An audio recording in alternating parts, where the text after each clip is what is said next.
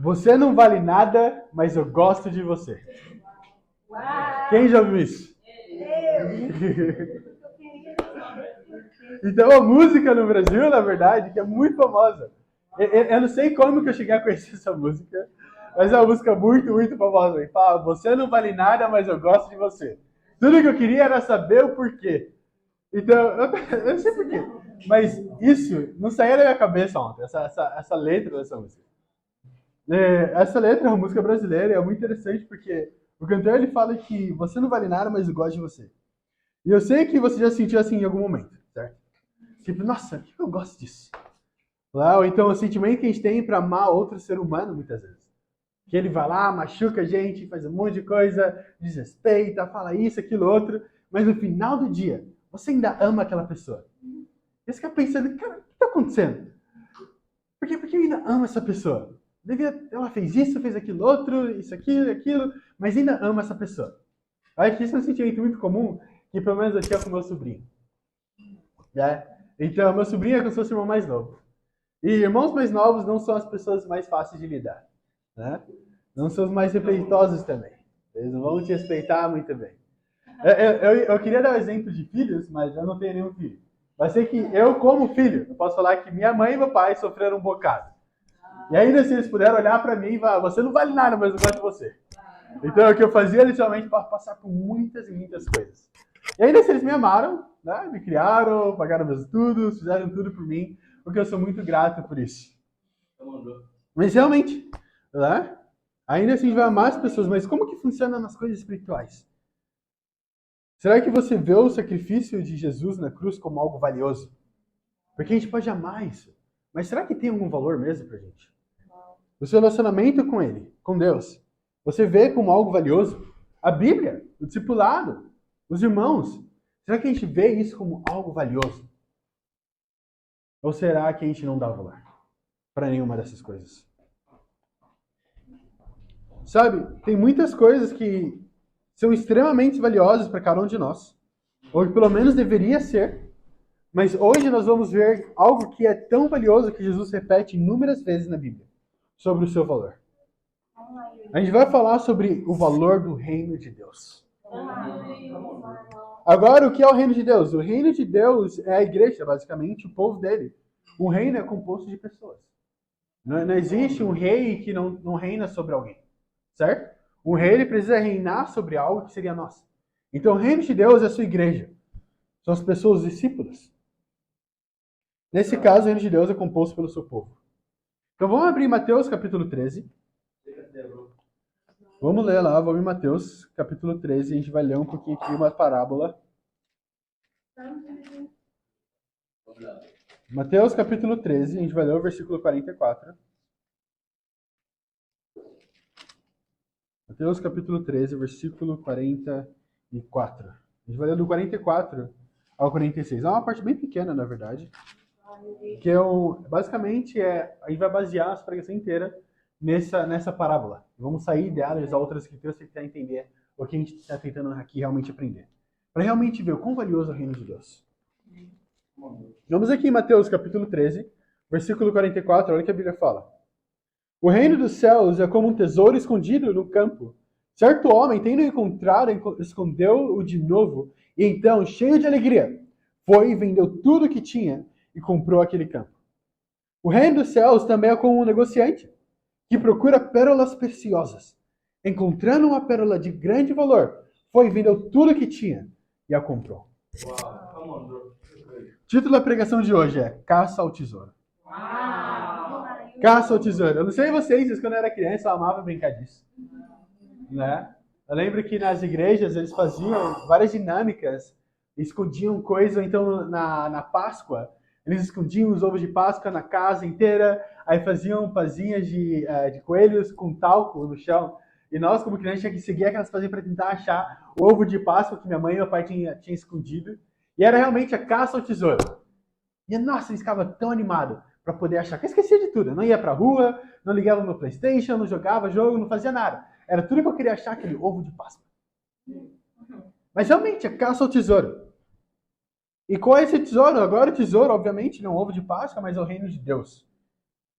E aqui, nessa parábola, isso é muito importante entender, porque ele é comparado com coisas de extremo valor. Se você olhar realmente aqui com o que ele está comparando, cada uma dessas coisas, ele fala que são duas parábolas, certo? Uma delas é de um homem que está num campo andando e acha esse tesouro. A outra é na verdade, um negociante que está em busca de uma pedra preciosa. Ele vai lá e acha finalmente, e vende todas elas para poder comprar essa pedra.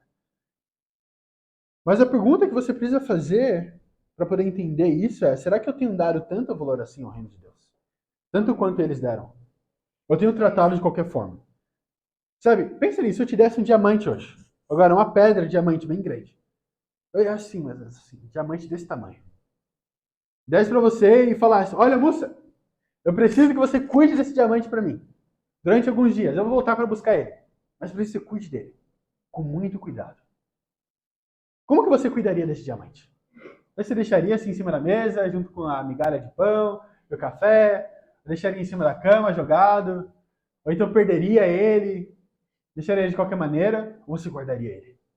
Deixaria um lugar onde você não esqueceria, escondido, para que se alguém visse não pegasse. Tentaria tomar muito cuidado com aquela pedra preciosa, porque você sabe o valor disso. Mas por que isso? Porque eu tenho certeza que se algo acontecesse com ele, eu nunca teria o valor suficiente, o dinheiro suficiente para pagar por isso. Se você olhar o que o cara fala, o primeiro fala, o homem fala da primeira coisa que acontece, do tesouro que ele acha, ele fala que ele esconde de novo, para poder ir e vender tudo que ele tem para comprar o campo. Agora, por que ele escondeu isso? Porque ele tinha medo de perder. Agora, o reino de Deus é algo tão precioso pra gente que deveria agir da mesma forma. Sério, se pergunte, você tem medo de perder o reino de Deus? Você tem medo de perder seus irmãos e irmãs? Tem medo de perder o relacionamento com Deus? Tem medo de perder isso que a gente realmente tanto sonhou um dia? Vamos lá, Yuri. Porque se você não tiver medo de perder ele, significa que ele não tem muito valor pra você. Todas as coisas são extremamente valiosas pra mim, eu tenho muito medo e muito cuidado. Eu lembro quando eu estava trazendo meu computador para cá, a gente ia colocar ele numa caixa. Alguns de vocês viram lá no aeroporto a caixa que ele estava. Era uma. Vocês viram o computador, ele já é grande, mas a caixa era mais ou menos dessa altura. Tinha isso aqui de sobra. Então o que eu fiz? Eu coloquei um monte de papel e bolha embaixo. Depois coloquei um monte de papel e bolha em volta dele. Abri ele, coloquei dentro também para os componentes não bagunçarem, não balançarem. Depois eu coloquei em cima dele. Depois eu fechei a caixa. Depois eu comecei a enrolar. Usei vários e vários rolos de fita para passar em volta daquela caixa. Para ter certeza que ficaria muito cuidado, com muito cuidado. Quando eu cheguei no aeroporto, eles queriam abrir para ver o que era. Eu falei que eles não iriam abrir. Eu estava disposto a fazer o que fosse necessário para não deixar eles abrir. E ainda assim, eles conseguiram bater num lugarzinho ali que deu uma trincadinha. Mas eu estava com muito medo de perder ou de quebrar aquilo, porque era algo valioso para mim. Agora, com o reino de Deus, como que a gente trata ele? Será que a gente trata com extremo cuidado a igreja? Os irmãos, os relacionamentos uns com os outros?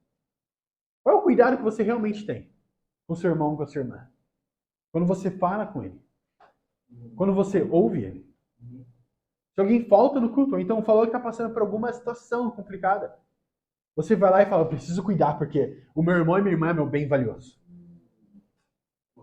Ou você só, acontece, é isso, irmão, vou orar por você. Como que você trata o reino de Deus? Agora com o reino de Deus que foi nos dado por ele, como nós tratamos? As reuniões do reino, os irmãos, os cultos, como você vê isso? Se a sua reação, a perspectiva do reino de Deus não é a mesma que a das pessoas mencionadas nessa parábola, você ainda não está entendendo realmente o valor do reino de Deus. Ele ainda não é o tesouro para você. Não é uma pedra preciosa, mas sim uma bijuteria. Vocês sabem o que é uma bijuteria? Uma bijuteria é basicamente um colar, uma pulseira feita de metais e pedras baratas.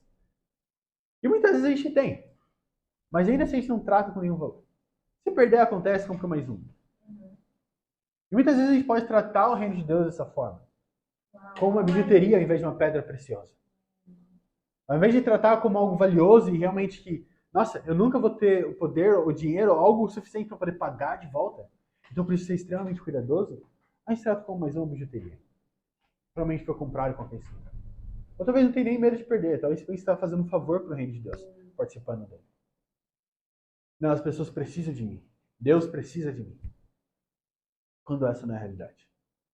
Se você for para Atos, capítulo 17, vamos lá pedir. Vou adicionar a escritura aqui. Pega.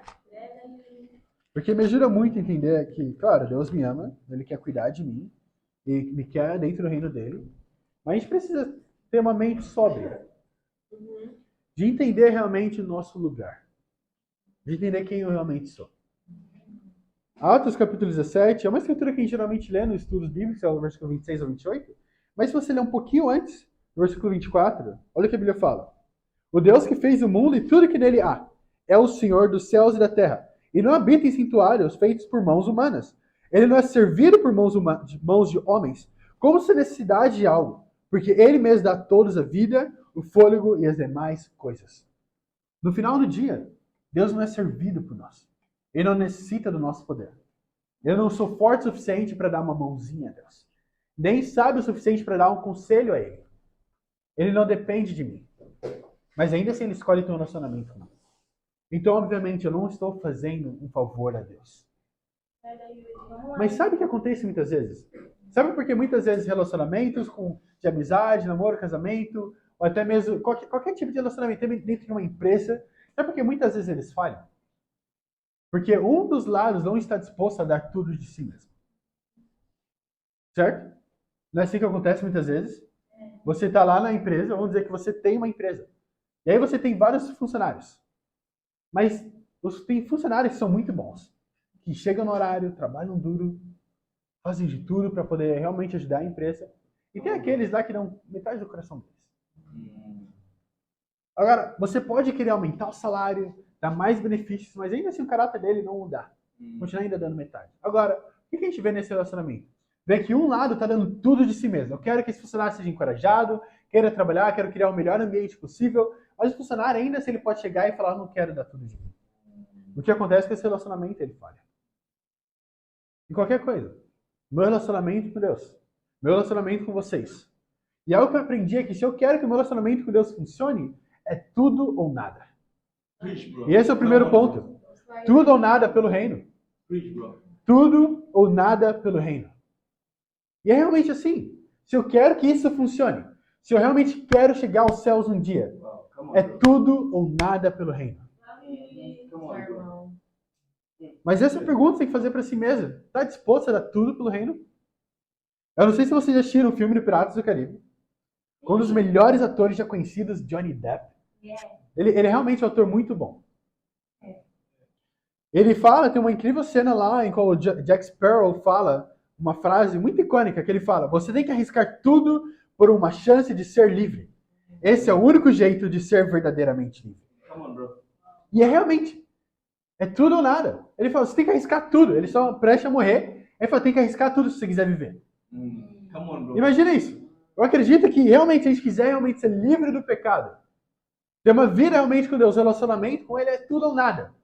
Não tem como entrar com a metade do meu coração, ou dar parte dele, ou me entregar parcialmente. O que vai acontecer é que Deus não vai me dar parcialmente a salvação. Ele não vai me dar parcialmente o perdão dos pecados. Ele não morreu parcialmente na cruz. Então ele quer te dar realmente todo o coração dele. Então o que ele espera de volta? Tudo.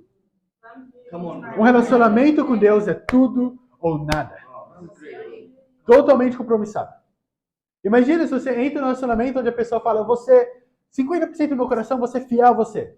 Agora os outros, eu tenho que fazer a minha própria coisa, entende? Eu tenho que ter outros relacionamentos, eu quero ir para as festas no final de semana ainda, mas de segunda a sexta eu vou estar com você, vou te levar, então para encontros, te dar presentes, vou fazer sentir muito incrível. Você entraria num relacionamento desse? Não. Ninguém entraria em sã consciência num relacionamento desse. Mas por que de alguma forma a gente pensa que com Deus tudo bem? Eu posso entrar num relacionamento com Deus, posso servir eles em alguns sábados, posso ter meus tempos com Deus de manhã, mas durante o dia eu vou lá e vou tirar o meu coração. Eu não vou querer dar todo o meu coração. Ou então, não. Eu posso fazer até esse ponto. Mais do que isso eu não consigo dar. E esse é o nosso coração muitas vezes. O coração do homem, infelizmente, tem medo de compromisso. Quando eu falo homem, quer dizer homem e mulher. Amém? O ser humano, ele tem medo de compromisso. Ele tem medo de se entregar 100%. Por quê?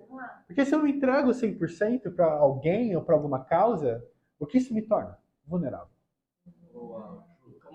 Certo? Não é isso? Eu estou 100% lá, meu coração está totalmente aberto. Significa que você não conhece apenas minhas fortalezas, mas você conhece minhas fraquezas também. Eu estou permitindo que você vá em lugares do meu coração onde ninguém foi, ou eu não quero que ninguém vá. Então, muitas vezes que a gente constrói são paredes para poder proteger eles. Então, tem coisas que a gente não permita que aconteça. E é exatamente assim nosso relacionamento com Deus. A gente tem medo que se Deus veja essa parte do nosso coração, ele vai nos descartar. Tem medo que se ele chegar nisso aí, mas e se depois eu deixar ele entrar nessa parte? Mas e se ele me decepcionar de alguma forma? Infelizmente, por não conhecer um amor infalível durante a minha vida inteira, é difícil acreditar que Deus tem um amor infalível. Essa é a verdade. Porque o meu amor falha, o meu Yuri, ele falha muitas vezes. E vai te falhar inúmeras vezes. Mais vezes do que você pode contar. Quanto mais próximo você chegar de mim, mais ainda você vai ver o quanto eu falho.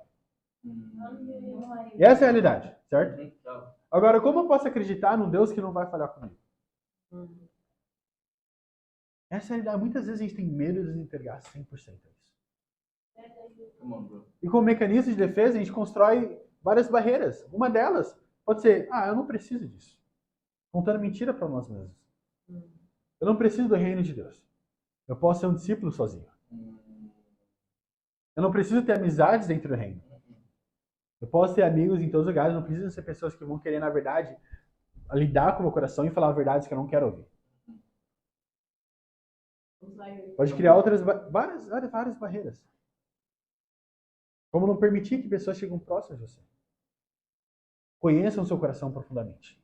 Eu não quero ser sensível. Para os homens isso acontece muito. Certo? Criar essa barreira de eu sou forte, não tenho nenhum problema, não tenho nenhum pecado, não preciso lidar com nada, tá tudo bem. Isso aconteceu, como você sente? Normal. É interessante. Olha o que aconteceu já? Entrar no estudo bíblico. Estudar a Bíblia com a pessoa.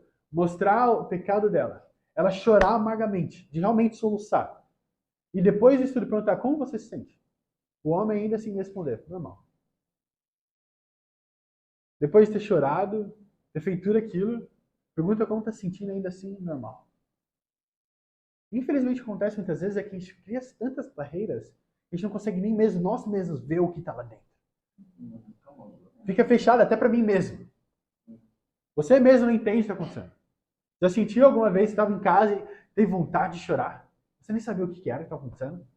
Nossa, assim como se eu fosse chorar agora. E você não sabe o que é.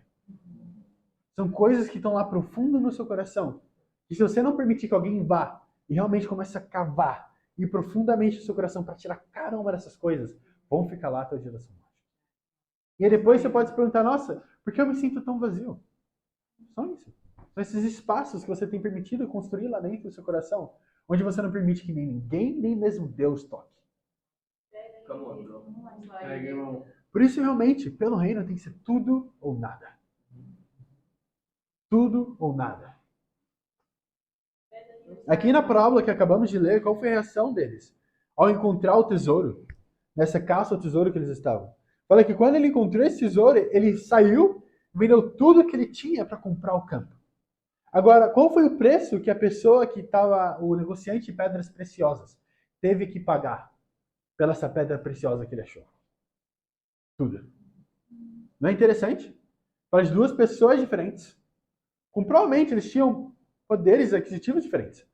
Então, um teve o poder suficiente para comprar um campo, o outro para comprar várias pedras preciosas e vender todas elas para comprar uma.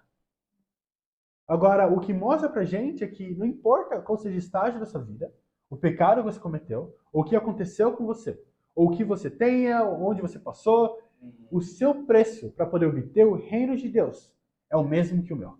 Tudo. Tudo.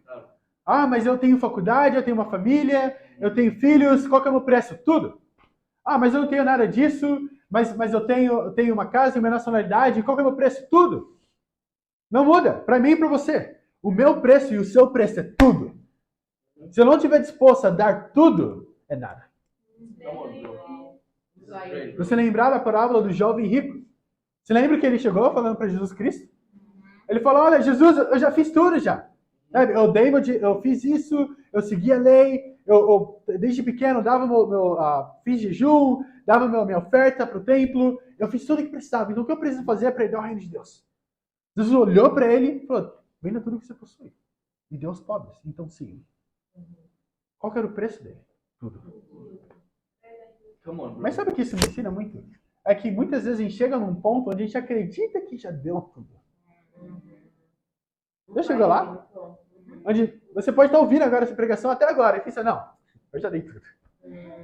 Eu já fiz isso, eu dou meu dízimo para a igreja, eu me nego, eu saí do país, eu saí do Brasil, agora eu estou aqui em Moçambique servindo, desde abrir mão da minha família, da minha carreira, dos meus amigos, abri mão de tudo. Então, eu estou aqui, então eu já abri mão de tudo, certo? Não. Ainda assim, se você perguntar para Deus, olhar para o seu próprio coração, vai ter várias áreas onde ainda aquele tudo ainda está lá. Mas esse é o preço. Você quer seguir a Jesus Cristo? Sim. Quer dar o reino de Deus? Sim. O reino dos céus? Sim. O preço é tudo. Nada mais, nada menos. Tudo. Pensa na vida de Jesus Cristo quando veio à Terra. O que ele entregou? Foi tudo ou nada. Ele veio e entregou tudo de si ao ponto de ser crucificado na cruz. Ele entregou a sua vida para que nós pudéssemos entrar nesse reino. Vamos para Atos capítulo 1. Vamos lá. Mas realmente pensa nisso. Jesus Cristo, diferente de mim, vai abrir mão do Brasil para estar aqui. Jesus Cristo abriu mão dos céus para estar na terra. Eu nunca fui para o céu. Pretendo ir um dia. Minha passagem tá comprada. Mas ainda posso perder esse voo se eu não atentar. Mas ainda assim, eu nunca fui para o céu. Mas pelo que a Bíblia descreve o céu, o Brasil não é 0,0000000, muitos outros zeros, 1% disso. Porque Jesus teve que abrir mão. A Bíblia fala em inglês que ele se tornou nada. Imagina, você abre mão de tudo, ao tal ponto, onde quando é olhado para você não tem nada. Isso é abrir mão de tudo. Ser como Jesus Cristo. Filipenses fala, bem claramente, fala que ele se humilhou a tal ponto que ele se fez homem. Esse era o nada. Eu não tenho nada. Tudo que eu tenho foi dado por Deus, na verdade pertence a Ele, e quando eu uso qualquer talento que eu acredito que eu tenha, na verdade é dele que eu peguei emprestado. Ele deixou eu usar. Mas olha a escritura em Atos capítulo 1, Jesus Cristo, ele morreu na cruz. O nome pegou todos os nossos pecados, ele já era nada, mas sendo ainda menos do que nada. Foi para a cruz, pegou o pecado que não era dele, era meu e seu. Mas aí ele ressuscita. Mas olha o que ele faz.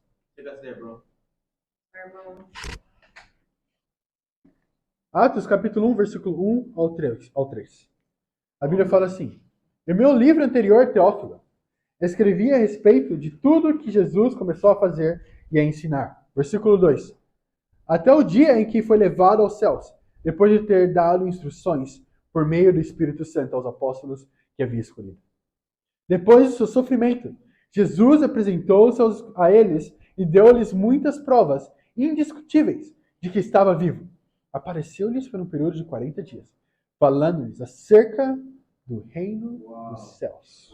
Come on, bro. Agora, imagina isso. Jesus Cristo ressuscitou, certo? Incrível. E aí fala que depois da ressurreição dele, ele passou 40 dias andando na terra. Claro, dando provas indiscutíveis que ele estava vivo, mas fazendo algo em específico. Fala que ele passou os 40 dias pregando sobre o reino de Deus. Olha isso. O que ele passou esse tempo inteiro fazendo? Ele não passou falando sobre a importância de pregações, sobre canções no reino, sobre o quanto a sua família é importante, a importância de ter um bom emprego, uma namorada incrível, ou então um casamento, ou filhos. Ele não falou de nada disso. Olha que ele passou os 40 dias pregando sobre o reino dos céus. Imagina o quão importante era para Jesus Cristo. Imagina se atrasar e ir para os céus 40 dias, porque ele queria pregar sobre o reino de Deus. Mas hoje em dia, ao invés de ser como Jesus Cristo, que atrasou pelo nosso próprio bem ir aos céus, nós chegamos atrasados na igreja.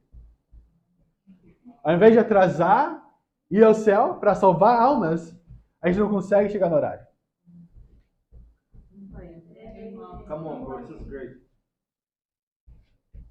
Quando para o nosso trabalho, chegamos no horário. Se fosse uma entrevista de emprego, eu chegaria no horário.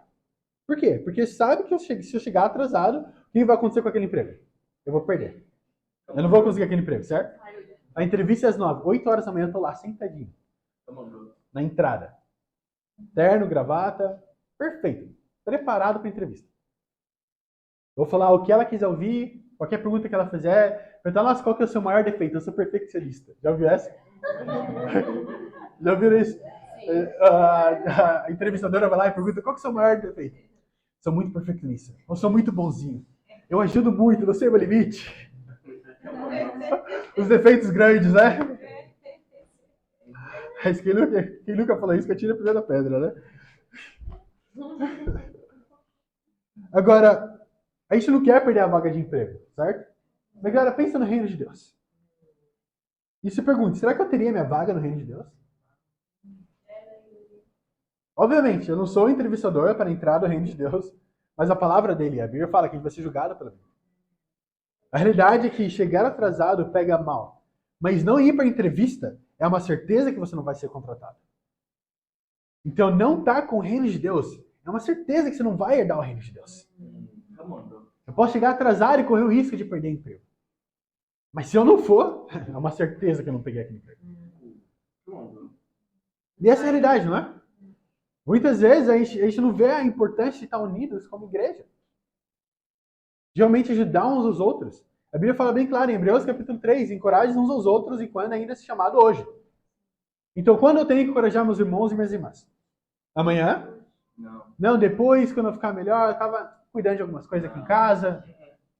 Tem isso e aquilo para fazer, quebrou a lâmpada, tem que trocar a lâmpada. Muitas vezes a gente pensa que as coisas da igreja ou de Deus podem ser feitas depois. Eu vou confessar o meu pecado depois. Eu vou lidar com o meu pecado depois. Eu vou ter tempo discipulado depois.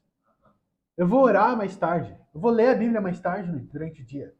Eu vou pedir conselho mais tarde. É sempre o depois. Quando é algo extremamente importante para você, você faz agora. Não é? Se te perguntasse agora, nossa, quando você quer R$1 milhão de meticais, pode ser. Você falaria, não, me dá daqui a uns anos, agora eu tô ocupado, festa de família, sabe? Minha mãe tá fazendo anos, então eu tenho que estar lá no aniversário, depois eu vou lá e vejo com você. Mas talvez ano que vem, tô muito ocupado agora. Ninguém daria essa desculpa. Por quê? Porque é valioso. Agora, com o reino de Deus, como que a gente vê? Não, eu vou fazer de outra forma. Agora eu não consigo, talvez semana que vem. Isso da Bíblia, eu já li a Bíblia em casa de vez em quando. Sim, um dia ou outro. Mas depois eu vejo isso de Bíblia. Agora eu estou muito novo. A gente encontra muitas desculpas na faculdade. Agora eu estou aproveitando, sair da casa dos meus pais, então eu quero aproveitar agora, então não quero me envolver muito com as coisas de Bíblia.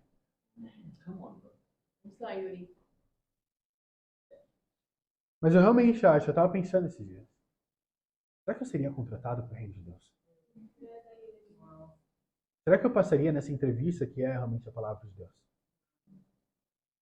Quando as perguntas foram feitas na entrevista para entrar no reino de Deus, que seria realmente qual a sua boa confissão? Você acredita que Jesus Cristo é Deus, veio à Terra, viveu uma vida sem pecados, morreu na cruz pelos seus pecados, depois de 3 dias ressuscitou e está sentado à direita de Deus? Quando eu respondi cada uma dessas perguntas, quando me perguntaram qual que é a minha boa confissão, eu falei, Jesus Cristo é meu Senhor e Salvador. Quando entrei nas águas, recebi meu crachá de parte do reino de Deus. Será que eu comecei a faltar no meu trabalho? Não dá todo o meu coração lá dentro? Será que eu comecei a ver com desprezo? Ou tomar como algo garantido? Ou será que eu ainda vejo algo como algo precioso? Algo que eu procurei minha vida inteira como negociante. E quando achei, eu decidi abrir mão de tudo para poder ter o reino de Deus.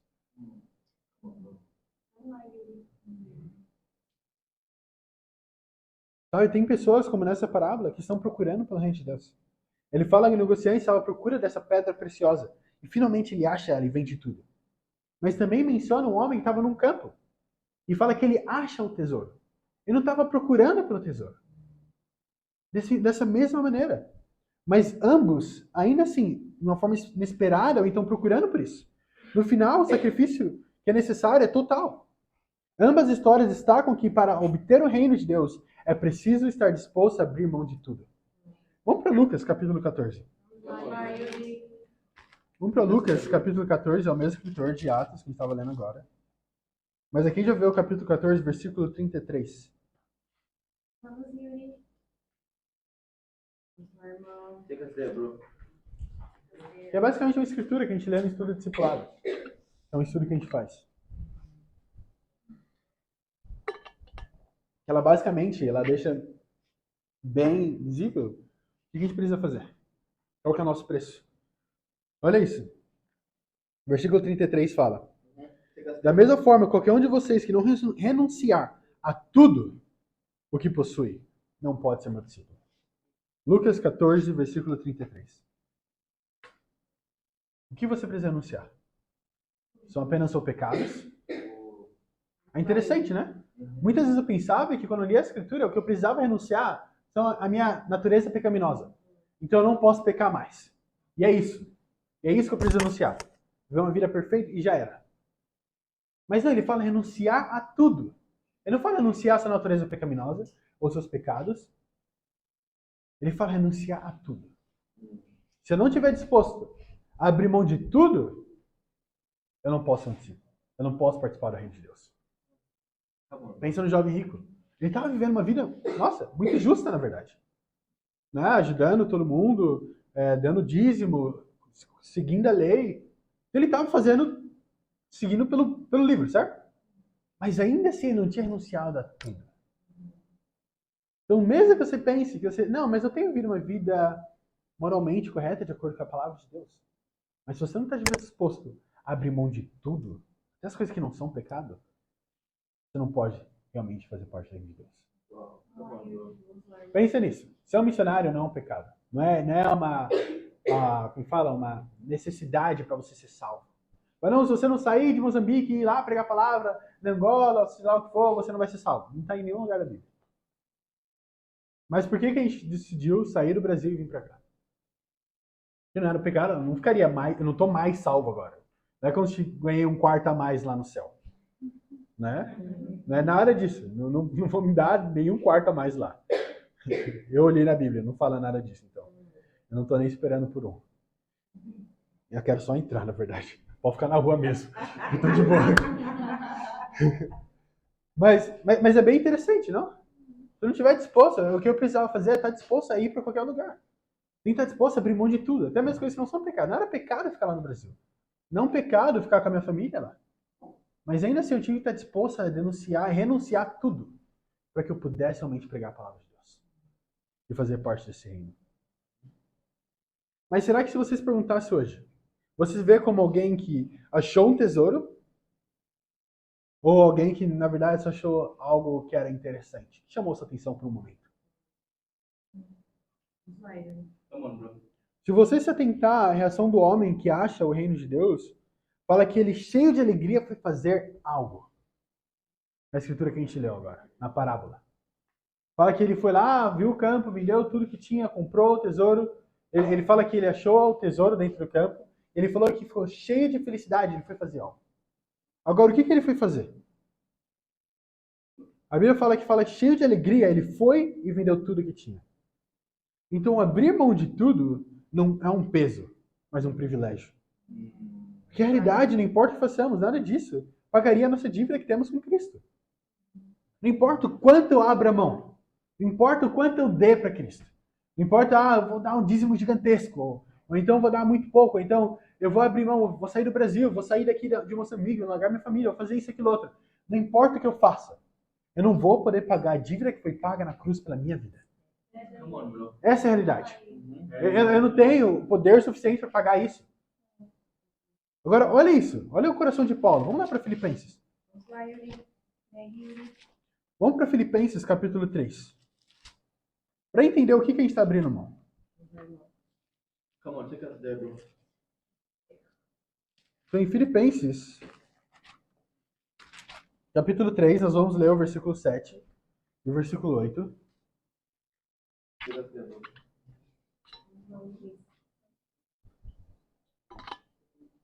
Basicamente, essa parte é plena confiança em Cristo. Não estou enganado. É a plena confiança em Cristo. Mas olha o que Paulo fala. Ele fala sobre o lucro. Ele fala sobre o valor das coisas que ele tinha. Então, Filipenses, capítulo 3, versículo 7. Fala assim: mas o que para mim era lucro, passei a considerar como perda por causa de Cristo. Mais do que isso, considero tudo como perda, comparado com a suprema grandeza do conhecimento de Cristo Jesus, meu Senhor, por quem perdi todas as coisas. Eu as considero como esterco para poder ganhar Cristo.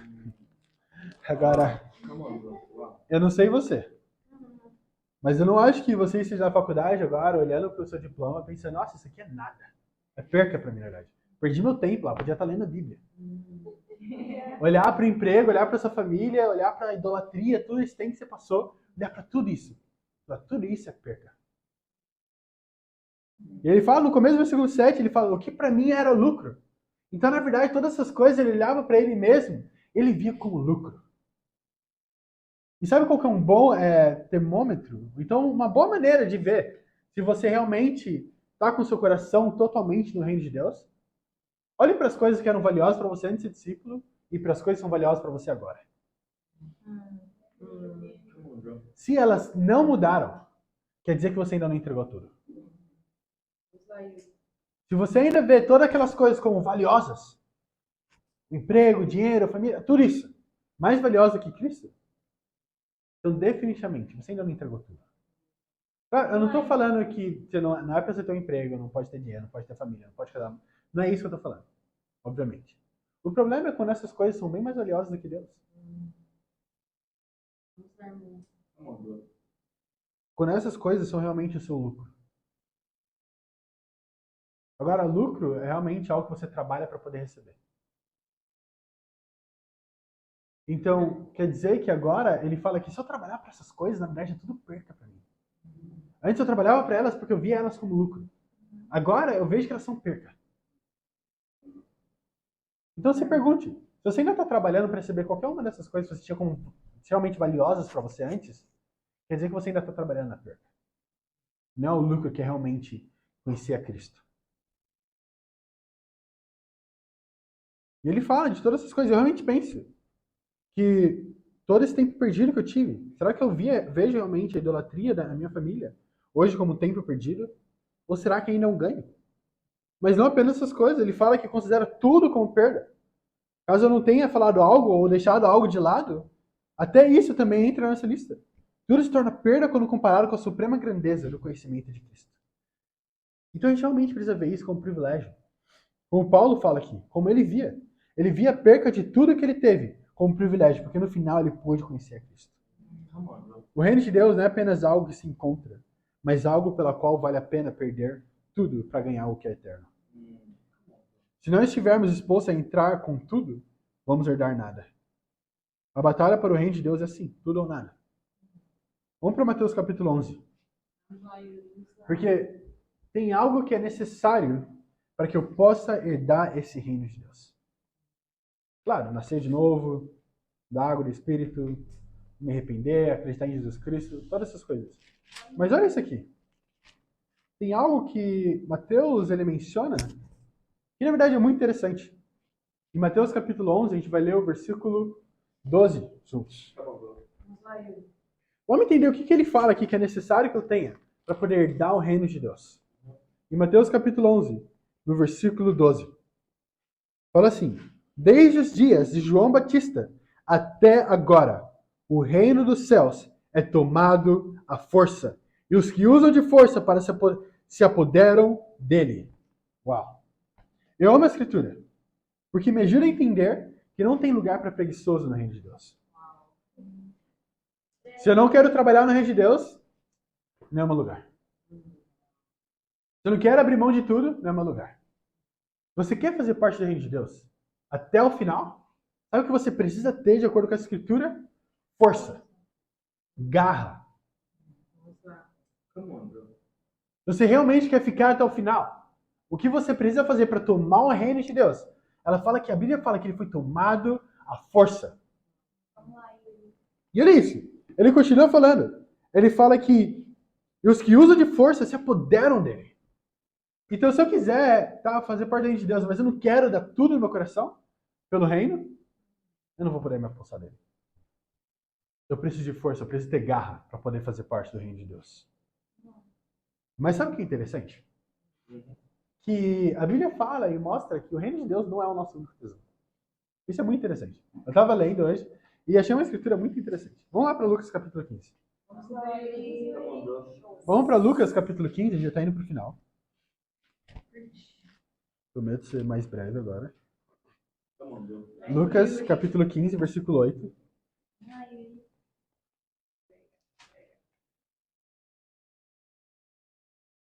Senão a gente vai tirar o nosso segundo ponto. É bem mais curto. Lucas capítulo 15, versículo 8. Olha o que a Bíblia fala. O qual é a mulher que possuindo 10 dracmas e perdendo uma delas, não acende uma candeia, varre a casa e procura atentamente até encontrá-la. E quando a encontra, reúne as suas amigas e vizinhas e diz: alegrem-se comigo, pois encontrei minha moeda perdida. Eu lhes digo que da mesma forma, há alegria na presença dos anjos de Deus por um pecador que se arrepende. Então o segundo ponto é, tudo ou nada, um pelo outro. Vamos lá, Yuri. Tudo ou nada, um pelo outro. Outro tesouro que a gente tem no reino de Deus. Não é apenas o reino de Deus, mas são um ou outro. São os discípulos. Come on, bro. Então eu também sou o tesouro. Você também. É incrível, no Chaves, o Kiko, o apelido dele, dado pela mãe dele, é tesouro. Mas eu realmente vejo dessa forma. Porque eu imagino, se a dona Florinda perdesse, tivesse vários filhos, mas perdesse um, ela iria procurar em todos os lugares. Porque cada um deles tem o tesouro dela. Mas há uma escritura que a dracma era uma moeda de prata que representava o equivalente a um dia de trabalho. E para essa mulher perder uma dracma, mesmo que tendo outras 9, era significativo e precioso, o suficiente para procurar atentamente por essa outra dracma. Mas essa parábola representa a relação de Deus conosco. Mesmo que o reino de Deus seja o nosso tesouro. É interessante ver que nessa escritura mostra qual que é o tesouro de Deus. Eu e você. Come on, bro. Vamos lá. Eu e você. Sim, o reino de Deus é o meu tesouro e o seu tesouro. E tem que ser lidado dessa forma. Mas para Deus, quando ele olha aqui para a terra, ele vê cada um de vocês como tesouro dele. Então, tudo aquilo que eu acabei de falar sobre como a gente lida com o tesouro, algo precioso, é como Deus lida comigo e com você. Vamos lá, Com Yuri. extremo cuidado e carinho.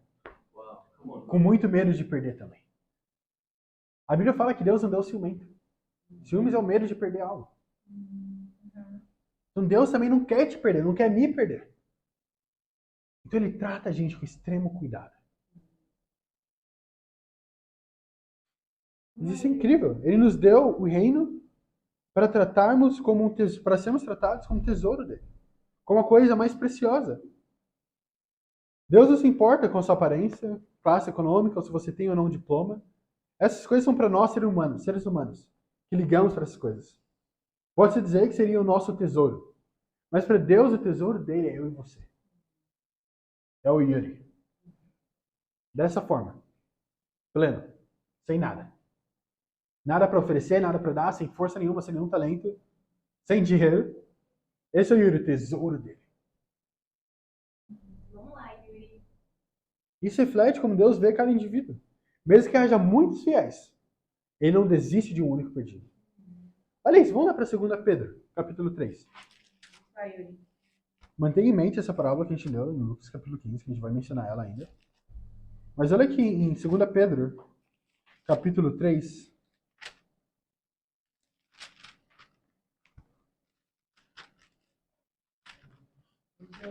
Segunda Pedro, capítulo 3. A gente vai ler o versículo 9. É, Yuri.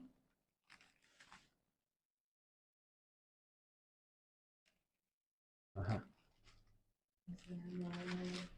Primeira. A gente vai ler o versículo 9 aqui. A Bíblia fala assim: o Senhor não demora em cumprir a sua promessa, como julgam alguns.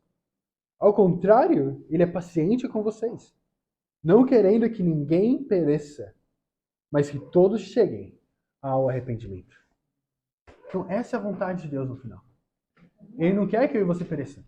Ele não quer perder essa dracma, esse bem precioso para ele. Ele quer que você e eu nos arrependamos. Ele quer que você seja salvo. Agora a pergunta é: você vai fazer de tudo para permanecer no reino dele? Você vai tomar ele à força ou vai sair à força? Come on, bro. Se você ler a escritura novamente, que a gente acabou de ler a parábola da mulher que perde a dracma, ela não espera que a moeda volte para ela sozinha. Ela fala que ela acende uma lâmpada, limpa a casa cuidadosamente e procura atentamente para ver se ela acha essa dracma perdida. Mas acho que muitas vezes a gente se esconde, não querendo ser achado por Deus. E aí sim nós podemos ser tirados à força. Wow, come on, bro. Vamos lá, Yuri. Então, mas é incrível ver isso porque Deus toma iniciativa para buscar quem está perdido. E até mesmo eu e você, precisamos cuidar um dos outros da mesma forma. Você olha para os seus irmãos e irmãs agora mesmo e vê eles como tesouro. Vê eles como, não, você é meu tesouro. Como meu bem mais precioso. Eu quero esconder de tanto medo de perder. Vou tomar extremo cuidado. Ou será que essa visão não existe mais? Realmente, faça a pergunta. O que você tem lutado? O quanto você tem lutado pelos seus irmãos e irmãs?